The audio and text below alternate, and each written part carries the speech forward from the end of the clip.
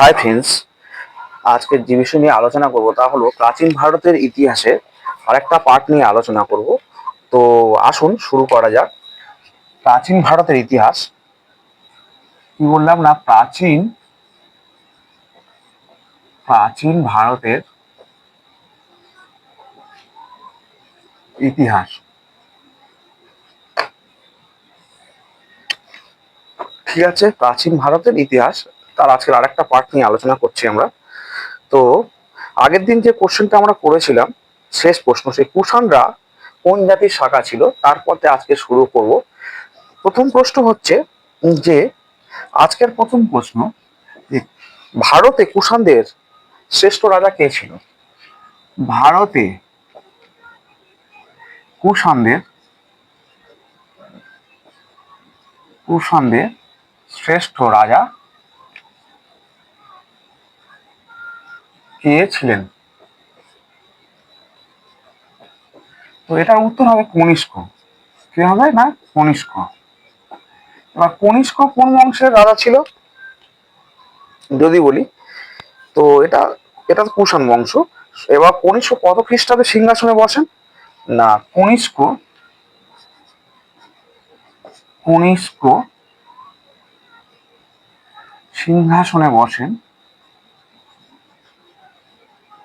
সিংহাসনে বসেন কত সালে?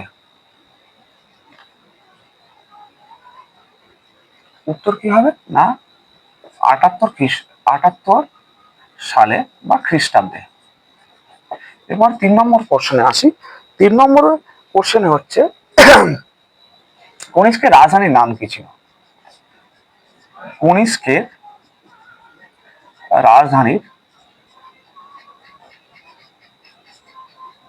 রাজধানীর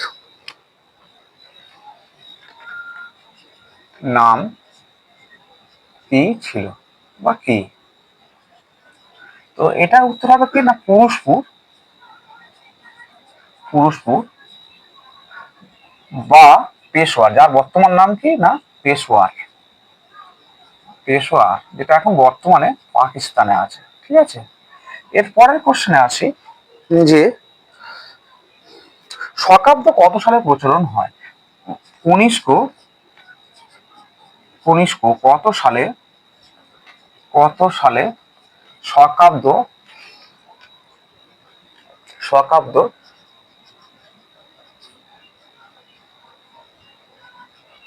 প্রচলন করেন?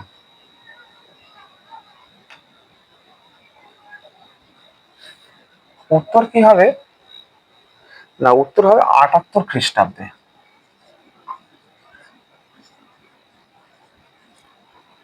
78 খ্রিস্টাব্দে। ঠিক আছে, কত সালে না, 78 খ্রিস্টাব্দে বা সালে। এর পরের কোশ্চেনে আসবো, অর্থাৎ 4 নম্বর কোশ্চেনে আসবো। 4 নম্বর না, 5 নম্বরের কোশ্চেনে আসি যে ভারতের চিকিৎসা শাস্ত্রে অস্ত্রোপচারণ কে করেন? ভারতে চিকিৎসা শাস্ত্রে অস্ত্র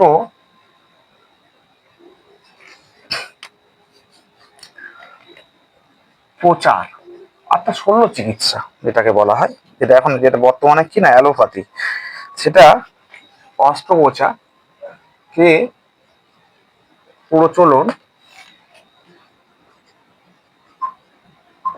করেন?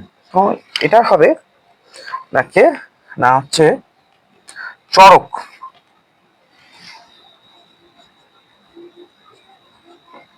এরপর একটা কোশ্চেনে আসি না, বুদ্ধ চরিত কে রচনা করেন? বুদ্ধ চরিত কে রচনা করেন? তো এটা উত্তর হবে কি না, কনিষ্কের সভাকবি। এর সঙ্গে একটা উত্তর বলে দিচ্ছি না, কনিষ্কের সভাকবিটা বলে দিচ্ছে হবে, কনিষ্কের সভাকবি কি না অশ্ব ঘোষ, কনিষ্কের সভাকবি অশ্ব ঘোষ। তো এখান থেকে আমরা দুটো প্রশ্নের একসঙ্গে উত্তর পেয়ে গেলাম, না কনিষ্কের সভাকবি কে ছিল না অশ্ব ঘোষ, আর বুদ্ধিচরিত্র কে রচনা করে না অশ্ব ঘোষ। এর পরের কোশ্চেনে আসি, কুষাণ যুগের শ্রেষ্ঠ শিল্প কি ছিল? কুষাণ যুগের শ্রেষ্ঠ শিল্প শিল্প কি ছিল? তো এটা আমরা জানি কি না, সবাই মোটামুটি জানি, এটা গান্ধার শিল্প। গান্ধার শিল্প। তো এর পরের কোশ্চেন আসি, সাতবাহন বংশের শ্রেষ্ঠ রাজা কে ছিল? সাতবাহন সাতবাহন বংশের শ্রেষ্ঠ রাজা কে ছিল বা ছিলেন? তো এটা উত্তর কি হবে না, গৌতমী পুত্র সাতকর্ণী। কে না, গৌতমী পুত্র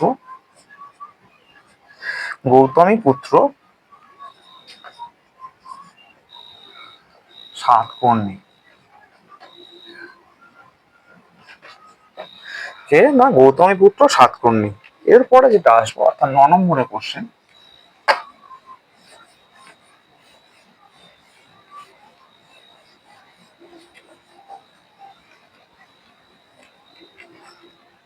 এরপরে কোশ্চেন অর্থাৎ 9 নম্বর কোশ্চেনটা হলো, গুপ্ত বংশের প্রতিষ্ঠাতা কে?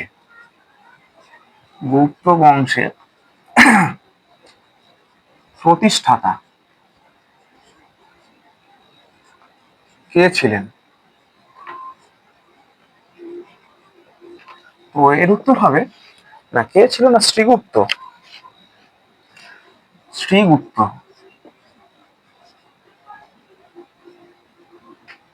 এরপরে 10 নম্বর কোশ্চেনে আসি, যে গুপ্তাব্দ কবে প্রচলিত হয়? গুপ্তাব্দ, যেমন কনিষ্কের সময় শকাব্দটা ছিল, এবার গুপ্তাব্দ কবে প্রচলিত হয়? গুপ্তাব্দ কবে প্রচলিত হয়? তো এর উত্তর হবে কবে না, 320 খ্রিস্টাব্দে, 320 সালে বা খ্রিস্টাব্দে, অর্থাৎ যীশু খ্রিস্টের জন্মের পরে। এরপরের কোশ্চেনে আসি, না সমুদ্রগুপ্তের মাতার নাম কি ছিল? সমুদ্রগুপ্তের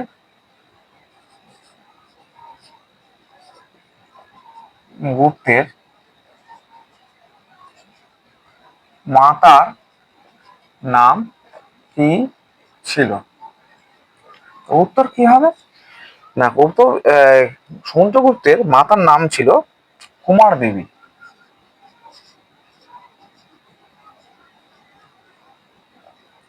কি না, কুমার দেবী। এরপরে 12 নম্বর কোশ্চেনে আসি, 12 নম্বর কোশ্চেন বলছে যে ভারতের নেপোলিয়ান কাকে বলা হয়? ভারতের নেপোলিয়ান নেপোলিয়ান কাকে বলা হয়? তো উত্তর কি হবে না, সমুদ্রগুপ্তকে। সমুদ্রগুপ্তকে। ঠিক আছে।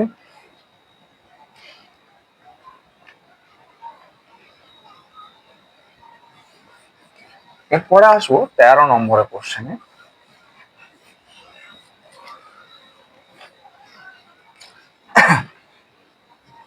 13 নম্বর কোশ্চেনে বলছে যে সমুদ্রগুপ্তের উপাধি কি ছিল? সমুদ্রগুপ্তের উপাধি কি ছিল? তো উত্তর হবে এটা কি না, পরক্রমাঙ্ক। পরক্রমাঙ্ক। এনাকে আবার নটরাজ বলা হয়। পরব ক্রমাঙ্ক, পরব ক্রমাঙ্ক।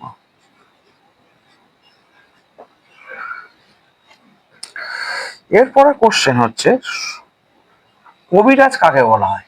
এটা কি না, কবিরাজ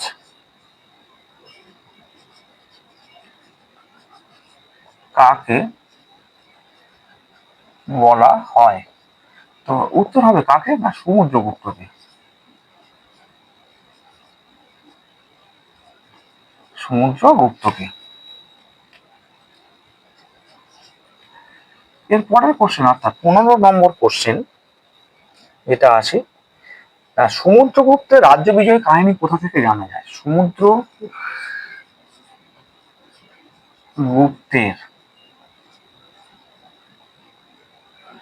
গুপ্তের রাজ্য বিজয়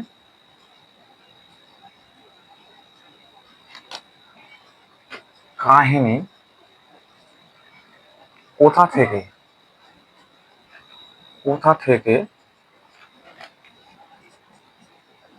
জানা যায়? উত্তর কি হবে না, এলাহাবাদ প্রশস্তি থেকে। এলাহাবাদ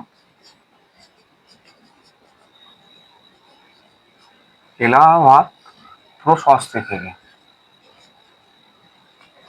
প্রশস্তি থেকে। 16 নম্বর কোশ্চেন হলো যে সমুদ্রগুপ্তের সভাকবি কে ছিল? সমুদ্রগুপ্তের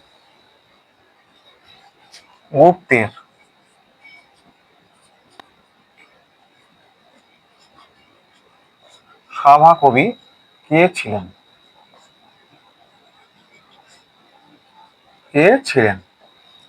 তো উত্তর হবে কে না, হরিসেন। উত্তর কি হবে, হরিসেন।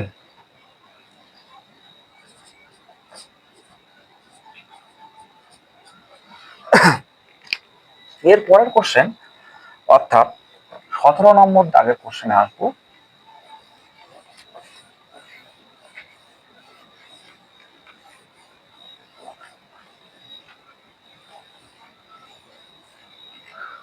সতেরো নম্বর দাগে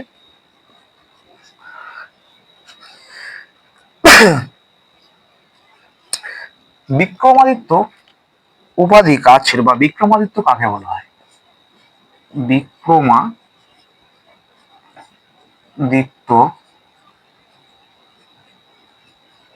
উপাধি কার ছিল? তো এটা হবে দ্বিতীয় চন্দ্রগুপ্তের।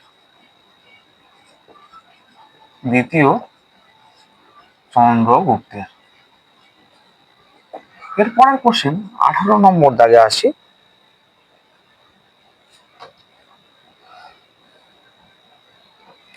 নবরত্ন কার রাজসভায় দেখা যাবে? নবরত্ন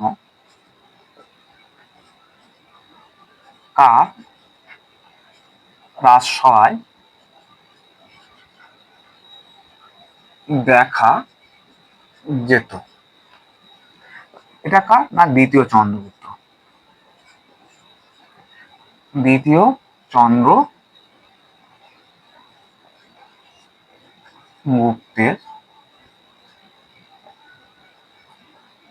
রাজসভায়। এর পরের কোশ্চেন আসি অর্থাৎ 19 নম্বর দাগের কোশ্চেন, সরকারি কাকে বলা হয়?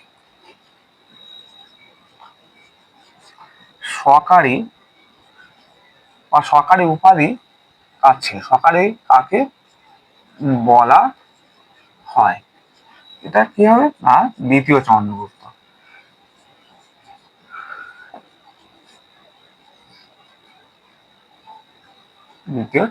এরপরে 20 নম্বর দাগের কোশ্চেন আসি যে ফাহিয়েন কার রাজত্বকালে ভারতে আসেন? ফাহিয়েন কার রাজত্ব কালে ভারতে আসেন?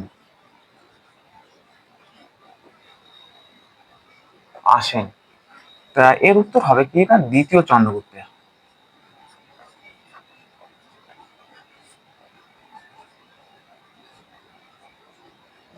দ্বিতীয় চন্দ্রগুপ্তের। তো ফ্রেন্ডস, আজকের ইতিহাস এই পর্যন্ত। আপনারা যদি ভিডিওটিকে পছন্দ করেন অবশ্যই করে চ্যানেলটিকে সাবস্ক্রাইব করুন, ভিডিওটিকে বন্ধুদের মধ্যে শেয়ার করে লাইক দেবেন। ধন্যবাদ।